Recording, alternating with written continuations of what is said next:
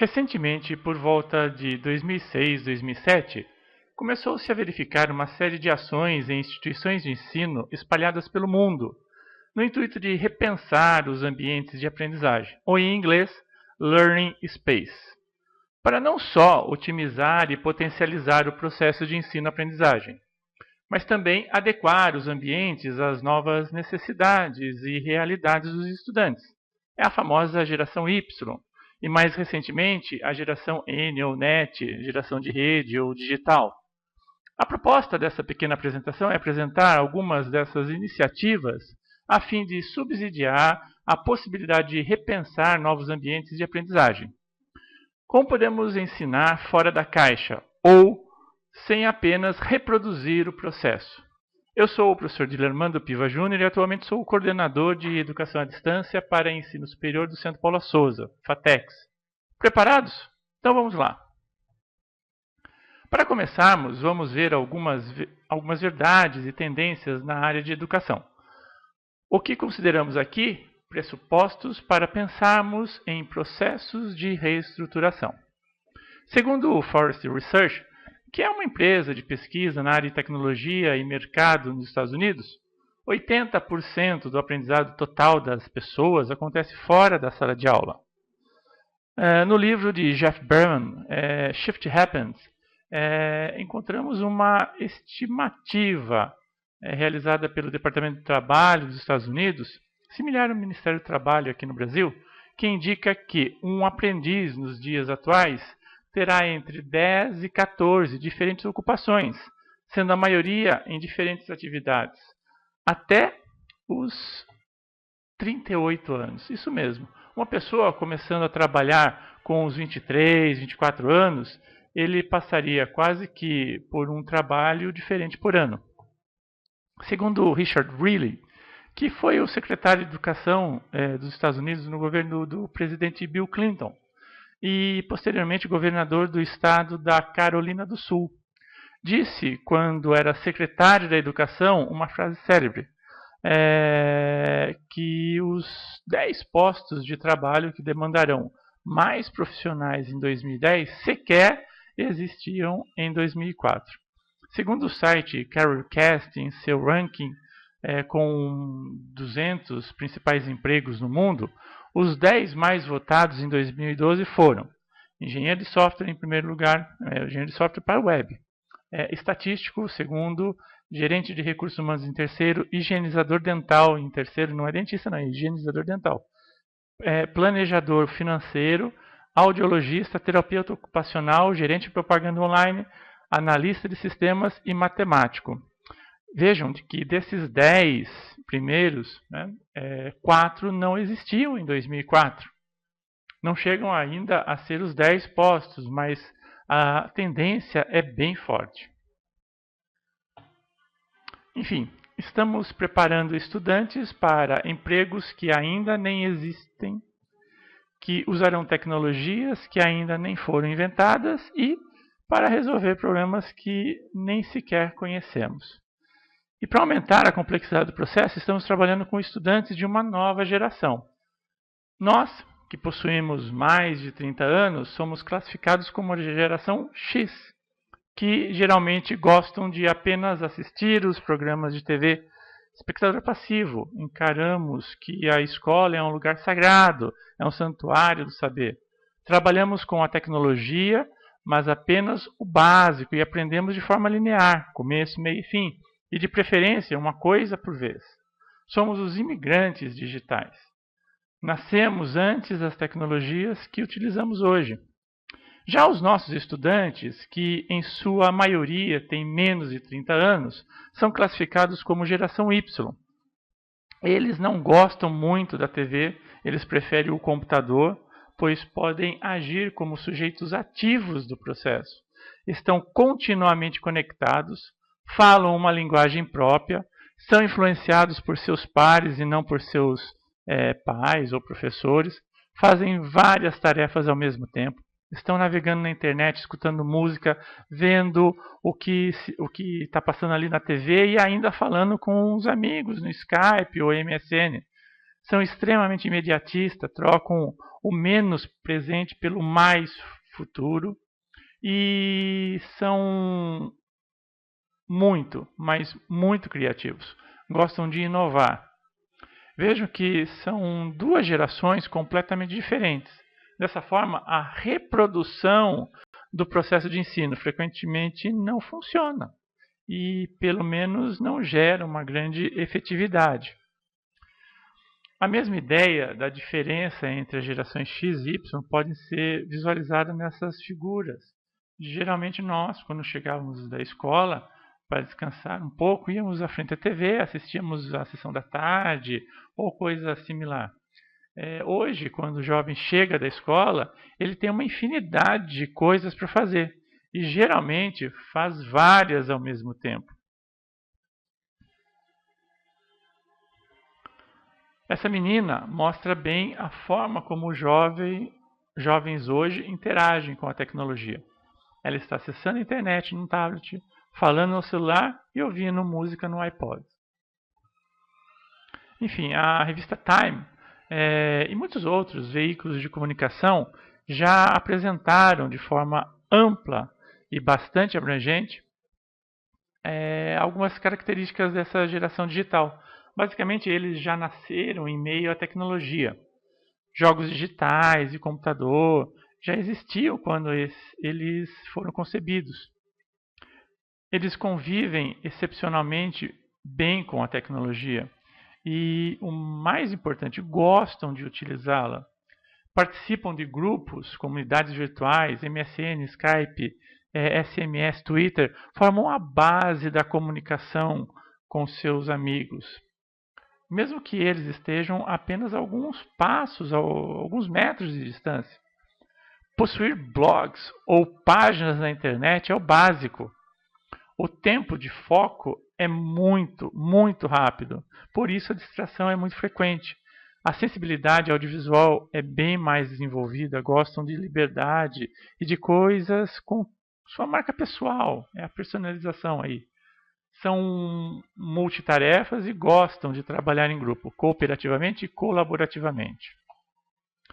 Com base nessas características da geração Y, ou seja, dos nossos estudantes, como você acha que eles se sentem quando os colocamos sentados, alinhados em uma sala de aula, sem muitas mudanças desde o século passado, como vocês podem ver aí nessas duas figuras, 1910 e 1910 e 2010, ou seja, 100 anos e nada mudou, E se a gente retroagir aí a 1700, 1800, também a gente vai ver que a sala de aula era a mesma coisa. Ou seja, vejam, a gente pede então que façam silêncio, preste atenção por 30, 40, 90 minutos.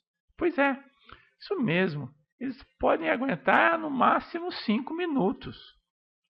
Nós temos que repensar a caixa, essa sala de aula tradicional. E esse repensar passa pela transição do modelo centrado do instrutor para o modelo centrado do aprendiz. Vejam que se trata de uma mudança de paradigma, onde o professor passa a ser apenas um dos muitos recursos didáticos disponíveis para o estudante. Ele passa a ser o facilitador do processo de aprendizagem.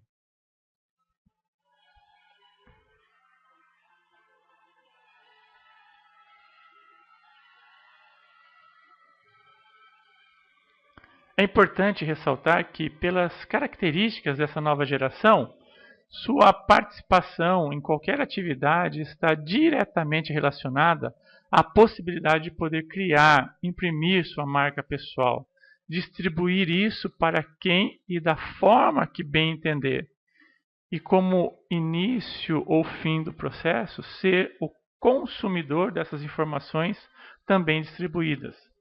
Só assim se sentem participantes do processo e assim se motivam a aprender a participar.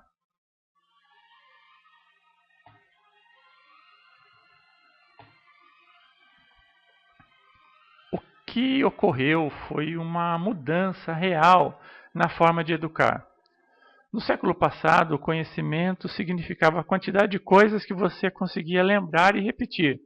Atualmente, O conhecimento inclui o raciocínio crítico, a capacidade de se expressar em múltiplos meios e de múltiplas formas e a capacidade de resolver problemas cada vez mais complexos. Também em ser capaz de utilizar e não mais decorar um conjunto de fatos e informações e transformá-las para conseguir resolver novos e novos problemas. De novo, a reprodução da forma que aprendemos simplesmente não funciona com essa geração. Muitas pesquisas apontam para o fato de que as competências são mais bem desenvolvidas em ambientes que permitem a exploração de forma ativa e participativa dos estudantes. Como os ambientes tradicionais, salas de aula, laboratórios de informática tradicional, etc., simplesmente não funcionam adequadamente para essa geração, temos que buscar mudanças no ambiente ou espaço de aprendizagem, também conhecidos em inglês como Learning Space. Então aqui eu proponho uma pequena, né? Estão vendo aí? Uma pequena definição. O que são Learning Spaces ou espaços de aprendizagem? Podemos definir Learning Space como sendo espaços de estudo, lazer, convívio e aprendizagem com características inovadoras. Esses espaços devem estar disponíveis para os estudantes, professores e demais membros da comunidade acadêmica. O objetivo principal aí dos Learning Space é promover o ensino da melhor forma possível, com o máximo de qualidade e efetividade do processo de ensino-aprendizagem. Suas principais características são os componentes aí psicológico, tecnológico, cognitivo e social. Vamos definir cada um deles. Os componentes psicológicos, nesse sentido aí, que criam empatia através do design. São explorados tópicos tais como acessibilidade, conforto psicológico, o espaço e os seus efeitos motivacionais, por exemplo. Já o componente tecnológico, eles incorporam uma vasta gama de tecnologias apropriadas e eficazes ao processo de ensino-aprendizagem. Já o componente cognitivo, ele visa promover o bem-estar e a cultura. E por fim, o componente social, uma vez que nós estamos perante um tipo de sociedade em rede, né, os espaços de aprendizagem colaborativa têm de ser uma realidade. Esses espaços, então, eles devem abranger desde as aulas, como também os estudos em grupo, os estudos individuais, aquele espaço de café, de lanche, né? Eventos, conferências, chats, entre outros. A organização, então, dos espaços de aprendizagem podem ser divididos em 4 tipos de ambientes, né, de uma forma bastante abrangente. Aí. Os informais, os formais, os de pesquisa e reunião. Mas, efetivamente, o que realmente muda? Os espaços tradicionais trazem o professor como sendo o que fala e demonstra. Já os estudantes observam e ouvem. A sala de aula está geometricamente alinhada e possibilita uma maior distância entre estudantes e o professor. E nesses novos ambientes de aprendizagem, o professor é aquele que promove uma aprendizagem mais colaborativa e ativa. Já a sala de aula permite, além da gravação das aulas, um contato muito mais próximo do professor, do grupo com o professor, do professor com o grupo. Né? Depois dessa breve definição, então vamos voltar à nossa apresentação e assim novas realidades necessitam de novos espaços de aprendizagem. A geração então X está acostumada ao tradicional, né, aquela sala geometricamente alinhada. Mas a geração Y, né, como que nós podemos realizar aí a montagem de novos ambientes para essa geração? Não adianta, então, com a geração Y, utilizar tecnologia de ponta com ambientes que não vão potencializar suas características. Pensando nisso, já em 2007 foi publicado um artigo na revista Educare Review, propondo formas de implementar uma visão de futuro para os espaços de aprendizagem no campus. A proposição básica é o pensar como mudar, o repensar, né? Pensar e repensar como mudar esse novo paradigma, centrado no professor para centrado no estudante.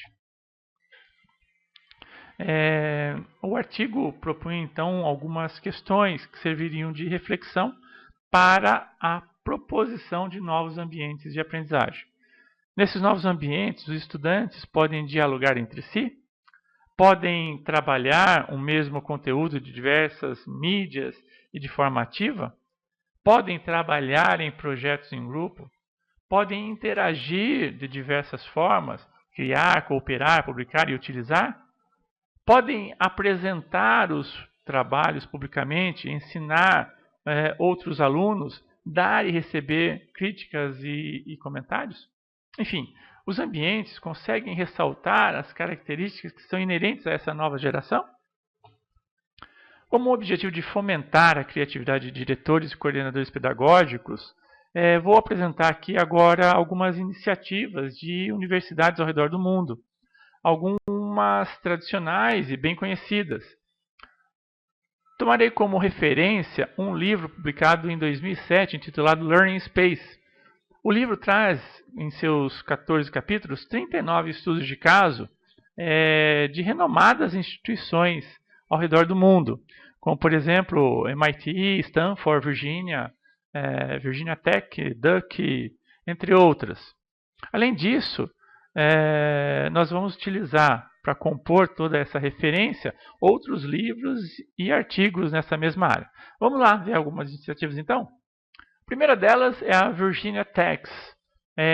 Nós vemos aqui, nessa figura, essa iniciativa, conhecida como Empório da Matemática, onde o ambiente é dividido em células de aprendizagem, cada grupo ocupa uma célula, e cada componente do grupo, dentro de cada célula, possui uma tarefa, um objetivo. A ideia, então, foi espalhar isso para todos os alunos, propor uma aprendizagem mais ativa. Vejo que não tem professor, nada disso. Então, como que foi esse processo? Então, ele envolveu aí muita gente. E o objetivo fundamental aí foi tentar uma melhor qualidade com um menor custo. Vamos ver os resultados. Vocês veem aí que o que constatou a aplicação desse ambiente no Virginia Tech foi a melhoria da qualidade e, efetivamente, o menor investimento. O processo incentiva a aprendizagem de forma independente e ativa. Isso foi possível pela produção e distribuição de material didático de autoestudo, e os estudantes sabem de suas responsabilidades e aprendem, estudam nos horários e na velocidade que mais convier. Foram incentivadas atividades em grupo, mas é decisão do estudante quando e como estudar em grupo. Um número significativo de vídeos, aulas, foram disponibilizadas também a esses estudantes. Um número muito grande de testes com seus respectivos feedbacks foram disponibilizados aos estudantes, e um número significativo de tutores para dirimir as dúvidas que porventura ressaltavam após o processo. Como resultado, um atendimento de mais de 8.000 estudantes por semestre, conseguiu-se melhores resultados no processo de aprendizagem, quando ele é comparado ao ensino tradicional nos semestres anteriores. E o custo ficou 75% menor por estudante. Você pode encontrar mais detalhes dessa experiência no Virginia Tech nesse endereço aí que eu estou mostrando aqui abaixo. Uma experiência semelhante ao Virginia Tech foi conduzida na Northwestern University. Essa é um pouco mais simples, com o intuito de um ambiente de acesso à informação comum a todos os estudantes. Mas vejam também as células também mantidas. Aqui nós vemos um ambiente de aprendizagem da Universidade de Wolverhampton, chamada de LearnPod, com suas células multiuso. Uma outra iniciativa, agora na Universidade Estadual da Carolina do Norte, salas de aula com células de aprendizagem. Aqui, uma sala de aula para os cursos de engenharia no MIT, no Massachusetts Institute of Technology, no formato de células, com visibilidade da condução da aula em múltiplos lugares, como vocês podem ver aí. Aqui são apresentados alguns ambientes customizados na Universidade de Stanford. uma sala de negociação e reuniões em grupo, um ambiente imersivo e uma sala de aula com transmissão simultânea para a internet. Além dos ambientes tradicionais, como sala de aula, laboratórios, outros ambientes são transformados em ambientes de aprendizagem. Aqui vemos o Learning Space Café, da Universidade de Glasgow. Aqui um refeitório bem moderno no South East Essex College. E aí no Brasil, né? No Brasil, o Rio de Janeiro começa, nas próximas semanas, a experimentar um novo tipo de escola. Nada de séries, salas de aula com carteiras enfileiradas e crianças ordenadamente caminhando pelo espaço comum. A aposta é dar a 180 crianças e jovens da Rocinha uma educação mais alinhada com o século XXI. A iniciativa é conhecida como GENT, acrônimo para Ginásio Experimental de Novas Tecnologias, e será realizada na Escola Municipal André Urani, que com essa reformulação perdeu paredes, lousas, mesas individuais e professores tradicionais, mas ganhou grandes salões, tablets, times de pessoas e mentores. Bem, além dos ambientes reais, não podemos esquecer dos virtuais. Aqui estão algumas possibilidades de utilização de ambientes virtuais, como, por exemplo, os próprios sistemas conhecidos como ambientes virtuais de aprendizagem, como o Moodle, né? Blogs que permitem o intercâmbio e interação dos grupos, do próprio Twitter, que foi apontado já em 2 anos consecutivos como a principal ferramenta educacional em uma pesquisa mundial. Você pode ver um pouquinho mais a fundo sobre isso nesses 2 links que eu deixo aqui disponível. A utilização da ferramenta Wiki com possibilidade de edição coletiva, Facebook, YouTube, principalmente como um repositório de vídeos, Skype como comunicação, todos esses 3 sistemas aqui possuem iniciativas na área educacional. E você pode ver um pouquinho mais a fundo nesses links que eu deixei também aqui disponível para vocês. Além disso, uma infinidade de novas ferramentas de apresentação, o Google com uma infinidade de ferramentas, mundos virtuais 3D, ou seja, simulações de uma forma geral, fazendo aí uma série de ferramentas que poderiam ser utilizadas para melhorar o processo de ensino-aprendizagem.